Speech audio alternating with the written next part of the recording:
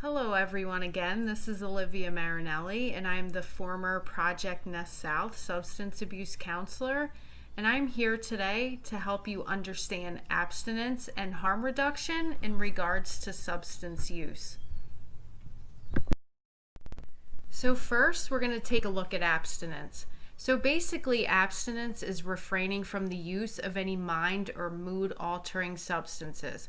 And historically, addiction treatment has centered upon an abstinence based model, one which stresses that abstinence is essential in order to recover from addiction. So, one of the most popular forms of abstinence only recovery treatment would be the 12-step groups, such as Alcoholics Anonymous or Narcotics Anonymous. So we all know that abstinence and 12-step support groups have their benefits. And we know that people might have an eventual goal of getting to abstinence, but the road to recovery is a tricky one.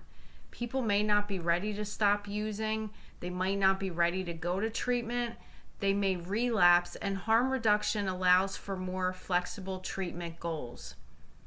And even though abstinence may not be an initial goal for everyone, expecting someone to be committed to abstinence from the start could deter them from getting some type of services that could eventually help them achieve abstinence in the end. So as we start to look at harm reduction, we kind of want to look at it as rethinking abstinence. So let's think about harm reduction as a continuum, starting all the way from chaotic use to abstinence. Harm reduction recognizes that abstinence may not be achievable by everyone, and it understands that using, then not using, or using again and not using and relapse, that cycle is normal. It also meets people where they're at by encouraging safer use and offering alternatives. But most importantly, a harm reduction approach provides for people's needs regardless of use. So just like the slide before, we want to kind of look at harm reduction as a continuum to abstinence. So harm reduction again recognizes abstinence as a possible ideal and accepts alternatives that reduce harm. Abstinence may be part of a harm reduction continuum and may be the long-term goal for drug users and treatment providers. So what exactly is harm reduction? I think it's helpful to start to think about harm reduction as a life raft. And if we picture traditional drug treatment as Recovery Island in the stormy sea of drug and alcohol use, we know that tens of thousands of people die every year in the stormy sea of drug and alcohol use, and they never even make it to Recovery Island. But let's look at harm reduction as the life raft. It gives people the opportunity to connect with services that could help save their life. So now that we have a little bit of an idea of what harm reduction is, let's take a look at what is harm reduction technically. Harm reduction is a set of practical strategies and ideas aimed at reducing negative consequences associated with drug use. So for an example, one negative consequence of drug use could be the spread of infectious diseases like HIV or hepatitis C from using unclean needles. Harm reduction also accepts that drug and alcohol use is part of the world that we live in and chooses to minimize its harmful effects to individuals and the community. But we need to remember that most importantly, harm reduction does not attempt to minimize or ignore the real and tragic harm and danger associated with drug and alcohol use. So the first example of harm reduction that we're going to take a look at would be medication-assisted treatment, and this would involve the use of methadone or Suboxone. So methadone or Suboxone block or minimize people's cravings for opiates, such as heroin or opiate pills, so they don't want to use them. and it links them with much needed therapy and social services, which, if we remember from before, we can look at those as the life raft. So some of the benefits of medication assisted treatment, according to NIDA, is that it can decrease the risk of relapse, overdose, can improve health outcomes, can help people gain employment, and it can decrease crime in communities. So another example of harm reduction would be needle exchange programs or syringe access programs. So with these programs, clients are able to receive new syringes to decrease the chance of spreading infectious diseases such as HIV and hepatitis C. And they are also connected to treatment if wanted and to social services. Again, another life raft. If you would like, you could take a quick minute to look at this chart at the bottom of the page, which kind of gives another explanation about needle exchange programs.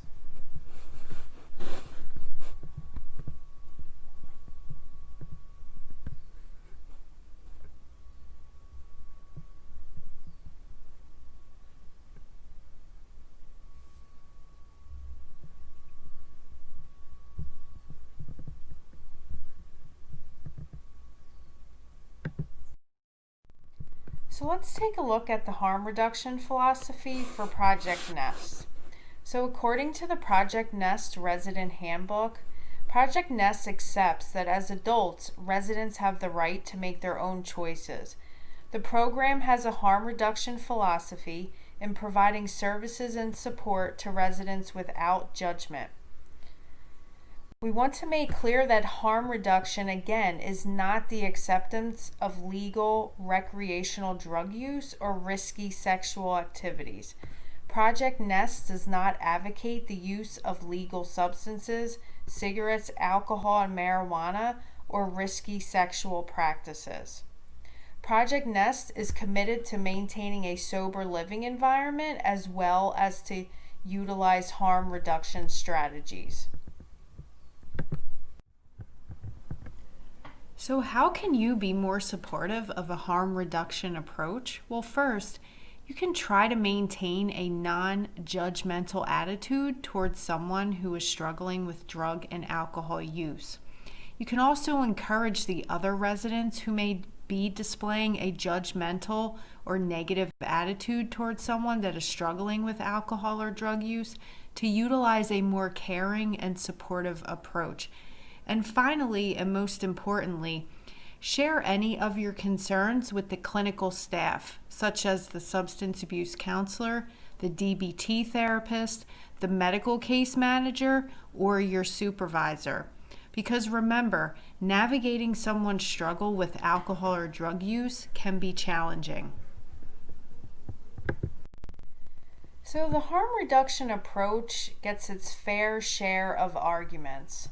So some common thoughts about harm reduction that people might question is, isn't harm reduction just enabling people to use drugs?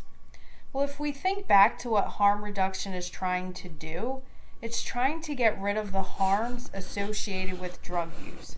We can look at it like this. Is putting seatbelts in cars going to encourage people to speed? It might. But people are going to speed anyway, so let's try to make things a little safer for them. So another question that comes up with harm reduction is, if people have a drug or alcohol problem, shouldn't they just go to treatment? Well, we all know that that would be ideal, but like I said before, the road to recovery is a tricky one. There's no consensus among clinicians that mandatory treatment is an effective approach, and research suggests it's not particularly effective.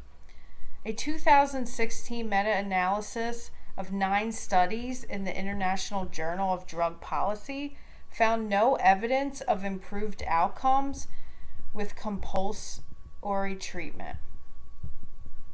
There was some evidence, though, that when the criminal justice system is involved in placing someone into treatment, for example, drug court, that there can be positive outcomes. And in reality, getting someone into treatment is not always an easy process. They may not be willing to go, there may not be any openings, or there may be an issue with funding for treatment. This can be where harm reduction can come into play until treatment is an option. And finally, another question that comes up about a harm reduction approach is, isn't someone going on methadone or Suboxone just substituting one drug for another? Well, it is true. People do become dependent on methadone and Suboxone, but it is a medication that reduces the harms associated with continued drug use, and that is the goal of harm reduction. With an increase in overdose deaths in the last several years, it is important to try and help save lives, even if it means using a medication that may be controversial to some. So one of the things that I wanted to make sure that I touched on in this training is that as an RA, you may need support. We understand that dealing with someone with a substance abuse or mental health issue can be very stressful. And as residential aides, you spend a lot of time with the residents, and this can lead to something called compassion fatigue. Although you may not have the title of a social worker, therapist, or counselor, you probably feel like one sometimes. And then another thing to be aware of is that sometimes with the type of work that we do, we can be triggered by a resident's use or behavior depending on our life history with substance use, or we may be in recovery ourselves, or we might have grown up in a home where substance use was a problem. If you feel like you're struggling with this, make an appointment to speak with your supervisor. So in the previous slide, I mentioned something called compassion fatigue.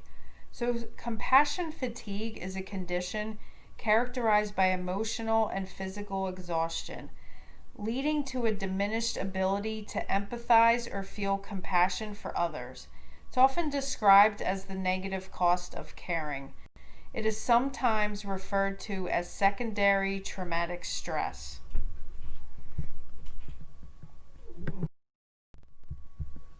So in order to prevent compassion fatigue and burnout, we need to engage in self-care. So as we look below, self-care is a priority and necessity, not a luxury in the work that we do. And then the next slide, I'm going to show you some examples of self-care tips. So take a few minutes to look at these self-care tips, and they broke them down by looking at the physical, emotional, social, and spiritual aspects of self-care.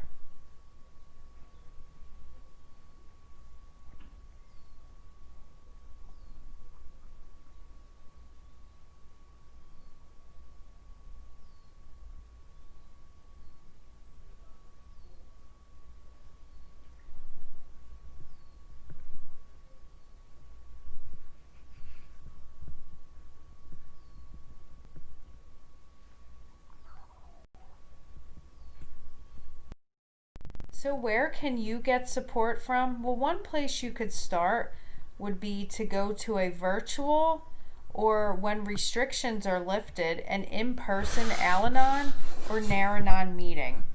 So Al-Anon is a mutual support program for people whose lives have been affected by someone else's drinking, whereas Nar-Anon is a mutual support program for those affected by someone else's addiction or drug use.